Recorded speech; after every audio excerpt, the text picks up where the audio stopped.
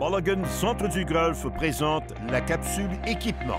Mulligan Centre du Golf pour un nouvel élan. Salut tout le monde, c'est l'heure de la chronique équipement et on s'attaque au niveau des cocheurs cette semaine. Sylvain, je veux revenir sur les chroniques au niveau de l'ajustement qu'on a fait en début de saison. Oui. Principalement pour ce qui est des cocheurs. Évidemment, tu as mentionné 50 des coûts sont effectués à l'intérieur de 75-100 verges, donc c'est très important. Mais comment on procède pour l'achat?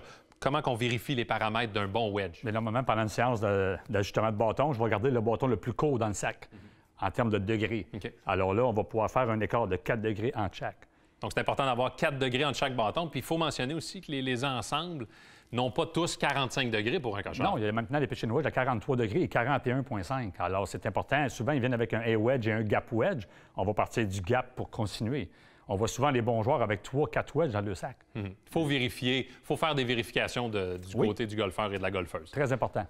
Pour ce qui est des tiges et de l'angle au repos, est-ce qu'on suit la même tendance? La même tendance que les fers en fitting. Parfait. Si le client a déjà ses fers, on va prendre un wedge flex normal. Parfait. Ouais. Et là, évidemment, la question critique, l'angle au repos, le fameux bounce. Qu'est-ce qui va dicter d'un bounce élevé ou d'un bounce faible pour toi? Le handicap du golfeur. La condition de terrain aussi. Si un terrain très, très mouillé, on va prendre un bounce plus haut. Ça va être plus facile pour glisser. Sinon, Le bâton rebondit. Oui, il va rebondir. Tandis que la moyenne du monde devrait avoir des 12-14 de bounce. Les meilleurs joueurs vont prendre peut-être un peu plus bas. Un bounce qui est bas, tu dirais, c'est entre combien Un et combien? 6-8. 6-8 de bounce. Ouais. J'espère que vous avez pris des notes. On va parler un peu de nouveautés maintenant du côté de TaylorMade. On a le nouveau Milled Grind 2. Oui, la nouvelle technologie Raw Face qui maximise le spin. Essentiellement, ce que ça veut dire, c'est que la surface rouille avec le temps. Donc, une surface rugueuse donne plus de mordant. On voit aussi avec les lignes que la semelle a été usinée de façon robotisée. Oui, c'est fait mécaniquement pour plus de précision au niveau de sa forme et du degré de rebondissement. Le bounce, comme on dit en anglais. Au total, il y a 11 combinaisons possibles d'angle, degré de rebondissement. Finalement, Sylvain, on propose 2 finis, chromé et noir mat.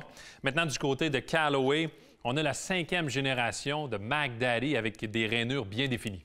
Oui, c'est la série N-Design Jaws qui est tout nouvelle cette année. Ils sont fabriqués à partir de 2 procédés d'usinage pour offrir un maximum d'effets rétro. La technologie Groove & Groove, c'est des mini-rainures entre chaque rainure principale pour augmenter la friction au contact avec la balle.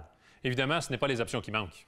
Non, Callaway offre 23 combinaisons différentes, dont 5 types de semelles pour répondre au plus grand nombre de golfeurs. Maintenant, Sylvain, une autre tête qui a été repensée du côté de Ping, on a le Glide 3.0.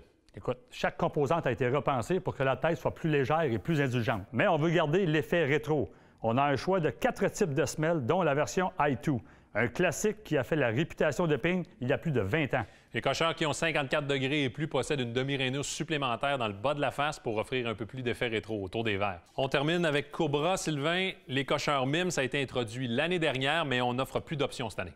Oui, c'est le seul cocheur fabriqué de cette façon. La tête est faite à partir de la poudre de métal qu'on injecte dans un moule et qui est chauffé à 1340 degrés Celsius. C'est plus élevé que lors d'une fabrication d'une tête forgée. Chimiquement, on dit que la structure moléculaire du grain est plus dense, ce qui procure au final de meilleures sensations pour les golfeurs. Exactement. On a un produit mieux conçu et plus précis. On offre aussi une version noir mat pour ceux qui aiment le look. Personnellement, Sylvain, je fais partie de ceux-là. Merci beaucoup pour ces informations. Toujours un plaisir. Ça fait plaisir.